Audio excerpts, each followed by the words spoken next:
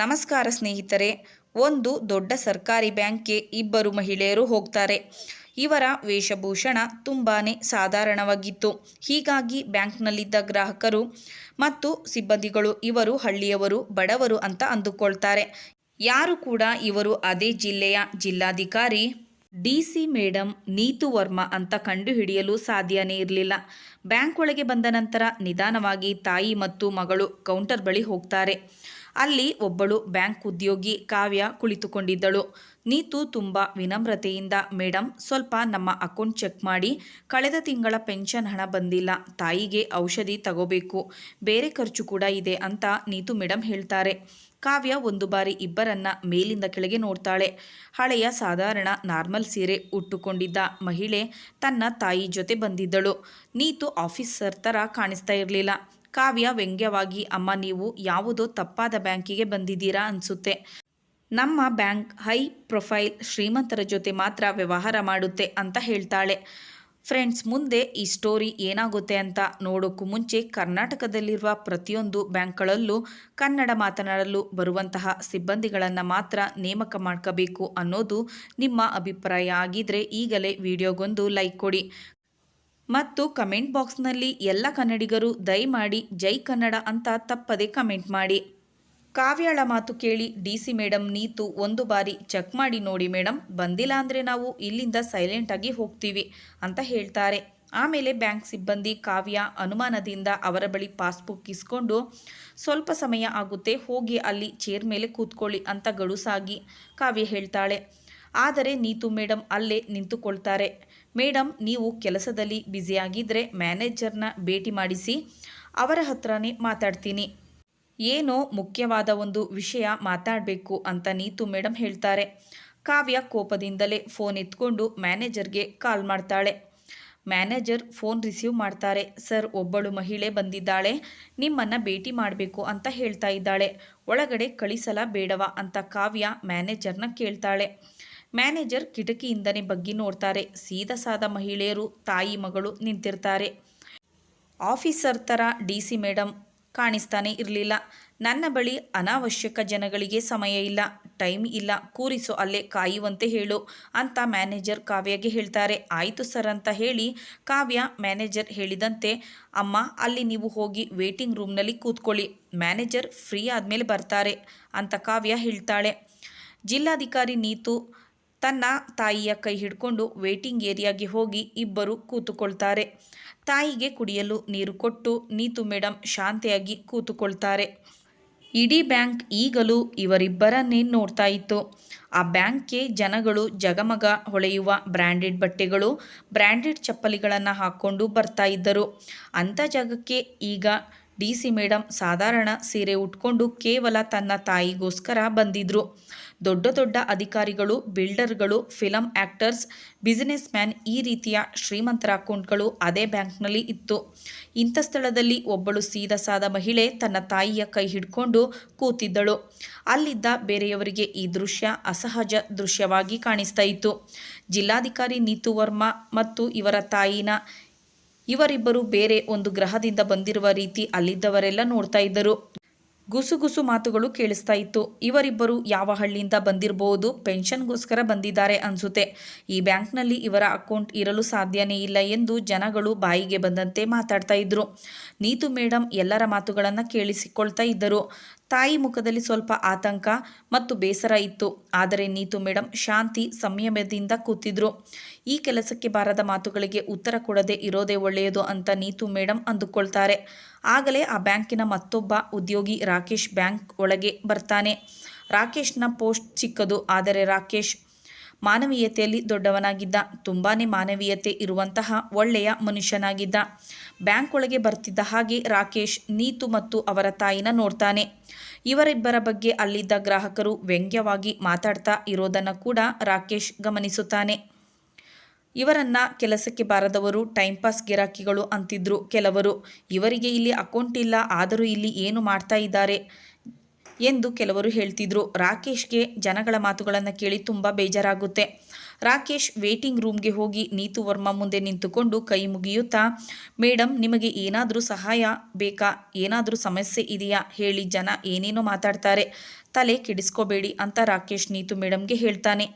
ಆಗ ನೀತು, ಹೌದು, ನಾನು ಸ್ವಲ್ಪ ಮ್ಯಾನೇಜರ್ ಬಳಿ ಮುಖ್ಯವಾದ ಒಂದು ವಿಷಯ ಮಾತನಾಡಬೇಕು, ನೀವು ಸಹಾಯ ಮಾಡೋ ಹಾಗಿದ್ರೆ ಮಾಡಿ ಎಂದು ಹೇಳ್ತಾರೆ. ಆಗ ತಕ್ಷಣ ರಾಕೇಶ್ ಈ ರೀತಿ ಹೇಳ್ತಾನೆ, ಮೇಡಮ್ ನೀವು ಕೂತ್ಕೊಳ್ಳಿ, ನಾನು ಈಗಲೇ ಮ್ಯಾನೇಜರ್ ಬಳಿ ಮಾತಾಡ್ತೀನಿ ಅಂತ ಹೇಳಿ ರಾಕೇಶ್ ಮ್ಯಾನೇಜರ್ ಕ್ಯಾಬಿನ್ ಒಳಗೆ ಹೋಗ್ತಾನೆ. ಅಲ್ಲಿದ್ದವರೆಲ್ಲ ಎಲ್ಲವನ್ನ ಆಶ್ಚರ್ಯದಿಂದ ನೋಡ್ತಾ ಇದ್ದರು. ಆದರೆ ಈ ಬಡ ಮಹಿಳೆಗೋಸ್ಕರ ಈಗ ರಾಕೇಶ್ ಯಾಕೆ ಇಷ್ಟೊಂದು ತಲೆ ಕೆಡಿಸ್ಕೊಳ್ತಾ ಇದ್ದಾನೆ, ಈ ರೀತಿ ಆಡ್ತಾ ಇದ್ದಾನೆ ಅಂತ ಜನಗಳು ರಾಕೇಶ್ ಬಗ್ಗೆ ಕೂಡ ವ್ಯಂಗ್ಯವಾಗಿ ಮಾತನಾಡಲು ಶುರು ಮಾಡಿದ್ರು. ರಾಕೇಶ್ಗೆ ಅವರು ಪರಿಚಯಸ್ಥರ. ಈ ರೀತಿ ಅಲ್ಲಿದ್ದ ಜನಗಳು ರಾಕೇಶ್ ಬಗ್ಗೆ ಕೂಡ ಮಾತನಾಡಲು ಶುರು ಮಾಡುತ್ತಾರೆ. ಆದರೆ ಯಾವ ಮಹಿಳೆನ ಬಡವಳು, ನಿರ್ಗತಿಕಳು ಅಂತ ಅಂದುಕೊಳ್ಳುತ್ತಿದ್ದರೋ ಅವರೇ ಈ ಜಿಲ್ಲೆಯ DC, ಜಿಲ್ಲಾಧಿಕಾರಿ ಅಂತ ಅಲ್ಲಿದ್ದವರಿಗೆ ಗೊತ್ತಿರಲಿಲ್ಲ. ರಾಕೇಶ್ ಸೀದಾ ಮ್ಯಾನೇಜರ್ ಹತ್ತಿರ ಬರ್ತಾನೆ. ಸರ್, ಹೊರಗೆ ಒಬ್ಬರು ಲೇಡಿ ತನ್ನ ತಾಯಿಯ ಜೊತೆ ಬಂದಿದ್ದಾರೆ, ಅವರು ನಿಮ್ಮನ್ನು ಭೇಟಿ ಮಾಡಬೇಕಂತೆ, ಏನೋ ಮುಖ್ಯವಾದ ಕೆಲಸ ಇದೆಯಂತೆ ಎಂದು ರಾಕೇಶ್ ಮ್ಯಾನೇಜರ್ಗೆ ಹೇಳ್ತಾನೆ. ಮ್ಯಾನೇಜರ್ ಏನು ಉತ್ಸಾಹ ತೋರಿಸಲಿಲ್ಲ. ನಗುತ್ತಾ, ನನಗೆ ಗೊತ್ತು ರಾಕೇಶ್, ನಾನೇ ಅವರನ್ನು ಅಲ್ಲಿ ಕೂರಿಸಿದ್ದೀನಿ, ಸ್ವಲ್ಪ ಸಮಯ ಕೂತ್ಕೋತಾರೆ, ಆಮೇಲೆ ಹೋಗ್ತಾರೆ ಬಿಡು ಅಂತ ಚೀಪ್ ಜನರ ಜೊತೆ ಮಾತನಾಡಲು ನನಗೆ ಸಮಯ ಇಲ್ಲ ರಾಕೇಶ್, ನೀನು ಹೋಗು, ನಿನ್ನ ಕೆಲಸ ಮಾಡು, ಅವರಿಬ್ಬರ ಬಗ್ಗೆ ತಲೆ ಕೆಡಿಸ್ಕೋಬೇಡ, ಪ್ರತಿಯೊಬ್ಬರಿಗೂ ದಯೆ ತೋರಿಸುವ ಅವಶ್ಯಕತೆ ಇಲ್ಲ ಅಂತ ಮ್ಯಾನೇಜರ್ ರಾಕೇಶ್ಗೆ ಹೇಳ್ತಾರೆ. ರಾಕೇಶ್ಗೆ ಬೇಸರವಾಗುತ್ತೆ. ಆದರೆ ಮ್ಯಾನೇಜರ್ ಆದೇಶ ಪಾಲನೆ ಮಾಡಲೇಬೇಕಲ್ವಾ. ರಾಕೇಶ್ ಸೈಲೆಂಟಾಗಿ ಅಲ್ಲಿಂದ ಹೋಗಿ ಬೇರೆ ಕೆಲಸದಲ್ಲಿ ಬ್ಯುಸಿ ಆಗ್ತಾನೆ. ಬ್ಯಾಂಕ್ ವೇಟಿಂಗ್ ಏರಿಯಾ ಈಗಲೂ ವಿಚಿತ್ರ ನೋಟ, ಗುಸುಗುಸು ಮಾತುಗಳಿಂದ ತುಂಬಿಕೊಂಡಿತ್ತು.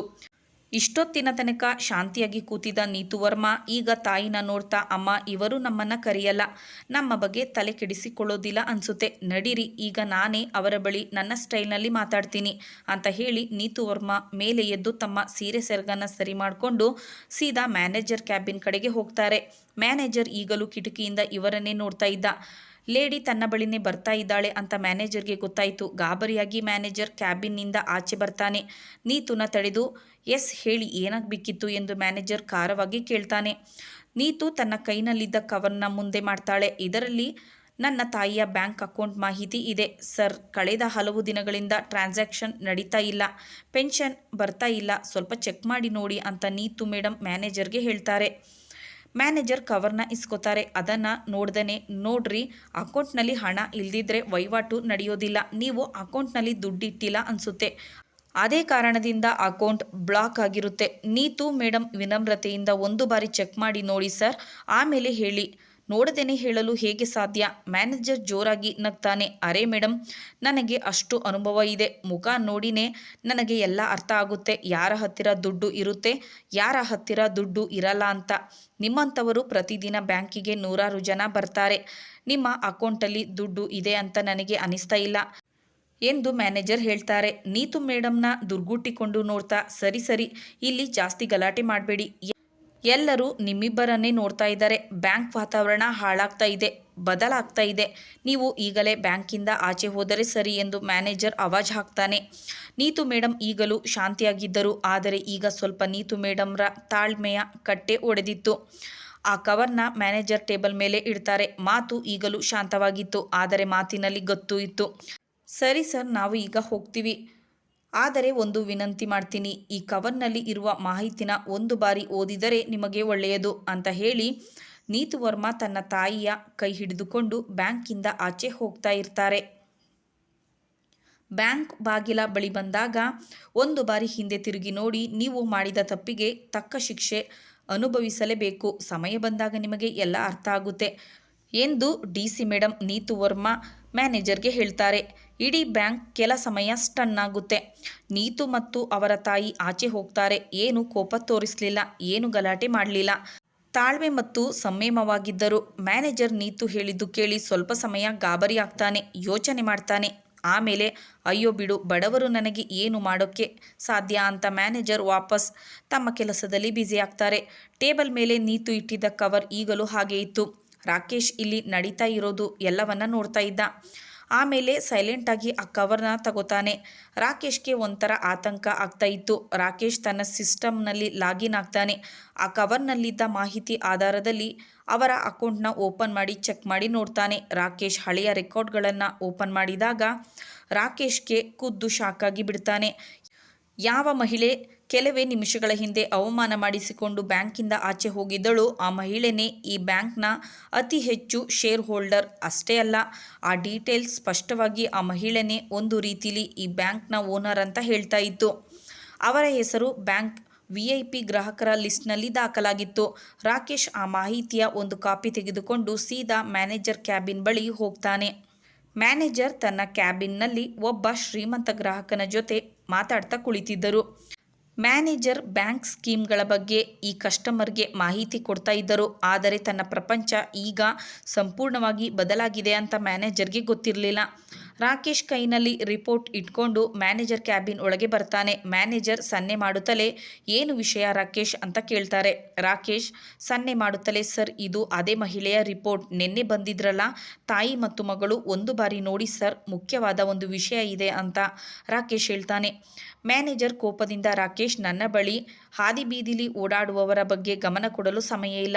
ಇದು ಬ್ಯಾಂಕು, ಇದು ಟೀ ಅಂಗಡಿ ಅಲ್ಲ ಎಂದು ಹೇಳ್ತಾರೆ. ರಾಕೇಶ್ ಸರ್, ಒಂದೇ ಒಂದು ಸಾರಿ ನೋಡಿ ಅಂತ ಹೇಳ್ತಾನೆ. ಮ್ಯಾನೇಜರ್ ಟೇಬಲ್ ಮೇಲೆ ಇದ್ದ ರಿಪೋರ್ಟ್ನ ಸೈಡ್ಗೆ ತಳ್ಳುತ್ತಾ, ನನಗೆ ಇದರ ಬಗ್ಗೆ ಒಂದು ಚೂರು ಆಸಕ್ತಿ ಇಲ್ಲ ರಾಕೇಶ್, ಆ ಮಹಿಳೆ ರೀತಿಯ ಕಸ್ಟಮರ್ಗಳು ನನಗೆ ಬೇಡವೇ ಬೇಡ ಅಂತ ಮ್ಯಾನೇಜರ್ ಹೇಳ್ತಾರೆ. ರಾಕೇಶ್ ಆ ರಿಪೋರ್ಟ್ನ ವಾಪಸ್ ತಗೊಂಡು ತನ್ನ ಕೆಲಸದಲ್ಲಿ ಬ್ಯುಸಿ ಆಗ್ತಾನೆ. ಬ್ಯಾಂಕ್ನ ವಾತಾವರಣ ಈಗ ಶಾಂತವಾಗಿ ಇತ್ತು. ಮಾರನೇ ದಿನ ಬೆಳಗ್ಗೆ ಮತ್ತೆ ಬ್ಯಾಂಕ್ನ ಕೆಲಸಗಳು ಪ್ರಾರಂಭ ಆಗ್ತವೆ. ಇವತ್ತು ನಿನ್ನೆ ಅದೇ ಅವಮಾನ ಮಾಡಿಸಿಕೊಂಡಿದ್ದ ಮಹಿಳೆ ಮತ್ತೆ ಬ್ಯಾಂಕ್ ಒಳಗಡೆ ಬರ್ತಾಳೆ. ಈಕೆಯ ಜೊತೆಯಲ್ಲಿ ಒಬ್ಬ ಸೂಟು ಬೂಟು ಹಾಕಿದ್ದ ಆಫೀಸರ್ ಕೂಡ ಬಂದಿದ್ದ. ಈತನ ಕೈಯಲ್ಲಿ ಪಳಪಳ ಹೊಡೆಯುತ್ತಿದ್ದ ಒಂದು ಸೂಟ್ಕೇಸ್ ಇತ್ತು. ಇಬ್ಬರು ಬಂದ ಕೂಡಲೇ ಅಲ್ಲಿ ಇದ್ದವರೆಲ್ಲ ಇವರನ್ನೇ ನೋಡಲು ಶುರು ಮಾಡ್ತಾರೆ. ನೀತು ವರ್ಮಾ ಮ್ಯಾನೇಜರ್ಗೆ ಸನ್ನೆ ಮಾಡ್ತಾರೆ. ಮ್ಯಾನೇಜರ್ಗೆ ಮೊದಲಿಗೆ ಇವಳು ಯಾರು ಅಂತ ಗೊತ್ತಾಗಲಿಲ್ಲ. ಮಹಿಳೆಯ ಹತ್ತಿರ ಬಂದಾಗ ಮುಖ ನೋಡಿದಾಗ ನೀಟಾಗಿ ಗುರುತು ಸಿಗುತ್ತೆ. ಅದೇ ಮಹಿಳೆ, ಯಾರನ್ನ ನಾನು ನಿನ್ನೆ ಬಡವಳು ಅಂತ ಅವಮಾನ ಮಾಡಿದ್ದೆ, ಅದೇ ಮಹಿಳೆ ಎಂದು ಮ್ಯಾನೇಜರ್ ಭಯ ಬೀಳ್ತಾನೆ. ಖುದ್ದು ತಾನೇ ಕ್ಯಾಬಿನ್ನಿಂದ ಹೊರಗೆ ಬರ್ತಾನೆ. ನೀತು ವರ್ಮಾ ಗಂಭೀರವಾದ ಸ್ವರದಲ್ಲಿ ಈ ರೀತಿ ಹೇಳ್ತಾರೆ. ಮ್ಯಾನೇಜರ್, ನಾನು ನಿಮಗೆ ನಿನ್ನೆನೇ ಹೇಳಿದ್ದೆ ನಿಮ್ಮ ತಪ್ಪಿಗೆ ಸರಿಯಾದ ಶಿಕ್ಷೆ ಆಗುತ್ತೆ ಅಂತ. ನೀವು ನನ್ನನ್ನು ಮಾತ್ರ ಅಲ್ಲ, ನನ್ನಂಥ ತುಂಬ ಗ್ರಾಹಕರಿಗೆ ಇದೇ ರೀತಿ ಅವಮಾನ ಮಾಡಿದ್ದೀರಾ. ಈಗ ಶಿಕ್ಷೆಯನ್ನು ಅನುಭವಿಸಲು ರೆಡಿಯಾಗಿ ಮ್ಯಾನೇಜರ್ ಎಂದು ಹೇಳ್ತಾರೆ. ಆಗ ಮ್ಯಾನೇಜರ್ ಶಾಕ್ ಆಗ್ತಾನೆ. ನೀವು ಯಾರು ನನಗೆ ಶಿಕ್ಷೆ ಕೊಡೋಕೆ, ನೀವು ಯಾರು ಅಂತ ಮ್ಯಾನೇಜರ್ ಪ್ರಶ್ನೆ ಮಾಡ್ತಾನೆ. ನೀತು ವರ್ಮಾ ನಗುತ್ತಾ ತನ್ನ ಜೊತೆ ಬಂದಿದ್ದ ಆಫೀಸರ್ಗೆ ಸನ್ನೆ ಮಾಡ್ತಾರೆ. ಇವರನ್ನು ನೋಡಿ, ಇವರು ನನ್ನ ಆರ್ಥಿಕ ಸಲಹೆಗಾರ. ನಾನು ಈ ಜಿಲ್ಲೆಯ DC, ಜಿಲ್ಲಾಧಿಕಾರಿ. ನನ್ನ ಹೆಸರು ನೀತು ವರ್ಮಾ. ಜೊತೆಗೆ ಈ ಬ್ಯಾಂಕಿನ 70% ಶೇರ್ ಹೋಲ್ಡರ್. ಅಷ್ಟೇ, ಇಡೀ ಬ್ಯಾಂಕ್ ಸ್ತಬ್ಧವಾಯಿತು. ಮ್ಯಾನೇಜರ್ ಬೆವತು ಹೋಗ್ತಾನೆ. ನೀತು ಮುಂದೆ ಈ ರೀತಿ ಹೇಳ್ತಾರೆ. ನಿನ್ನನ್ನು ಬ್ಯಾಂಕ್ ಮ್ಯಾನೇಜರ್ ಪೋಸ್ಟಿಂಗಿಂದ ತೆಗಿತಾ ಇದ್ದೀನಿ. ಇನ್ಮುಂದೆ ನೀನು ಫೀಲ್ಡ್ಗೆ ಹೋಗಬೇಕು, ಅಲ್ಲಿಂದನೇ ರಿಪೋರ್ಟ್ ಕೊಡಬೇಕು. ನಿನ್ನ ಜಾಗಕ್ಕೆ ರಾಕೇಶ್ಗೆ ಪ್ರಮೋಷನ್ ಕೊಡ್ತಾ ಇದ್ದೀನಿ. ಯಾಕೆಂದರೆ ರಾಕೇಶ್ ಮಾನವೀಯತೆ ಮತ್ತು ಜವಾಬ್ದಾರಿ ಎರಡನ್ನ ನಿಭಾಯಿಸಿದ್ದಾನೆ. ಮ್ಯಾನೇಜರ್ ಗಾಬರಿಯಿಂದ ತಡವರಿಸುತ್ತಾ, ನೀವು ನನ್ನನ್ನು ಈ ರೀತಿ ಡಿಸ್ಮಿಸ್ ಮಾಡೋಕ್ಕೆ ಸಾಧ್ಯ ಇಲ್ಲ ಅಂತ ಹೇಳ್ತಾನೆ.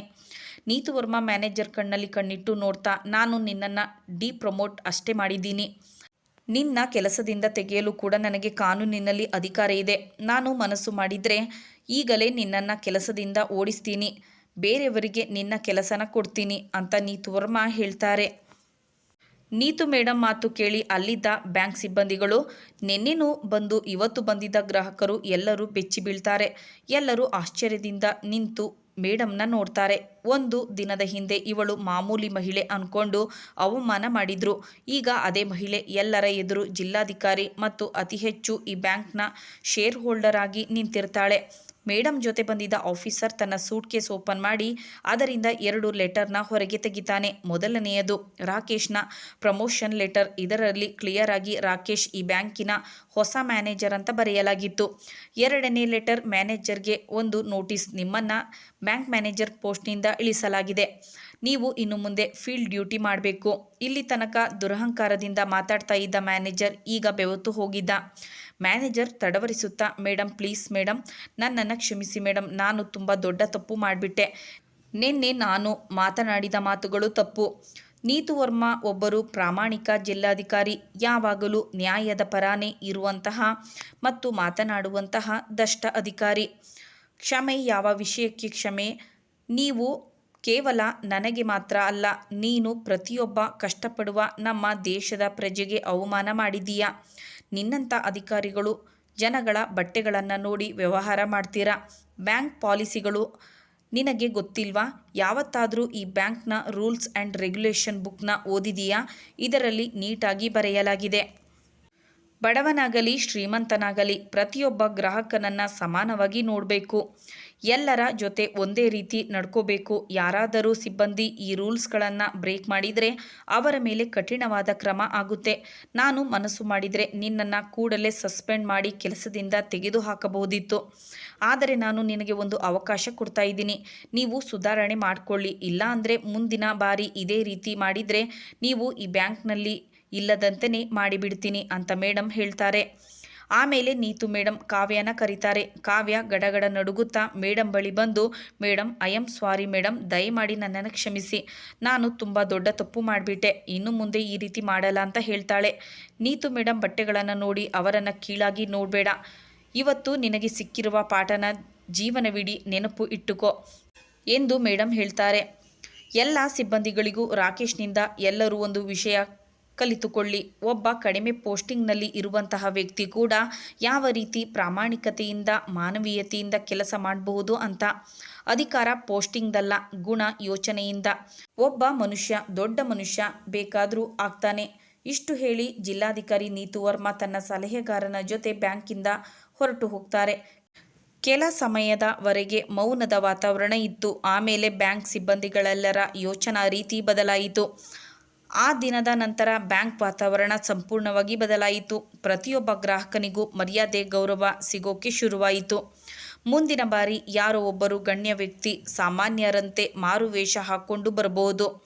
ಎಲ್ಲರೂ ಹುಷಾರಾಗಿ ಕೆಲಸ ಮಾಡಬೇಕು ಅಂತ ಬ್ಯಾಂಕ್ ಸಿಬ್ಬಂದಿಗಳ ತಲೆಗೆ ಚೆನ್ನಾಗಿ ಈಗ ಅರ್ಥ ಆಗಿತ್ತು.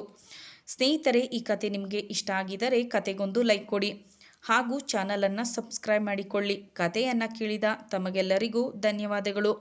Thanks for watching.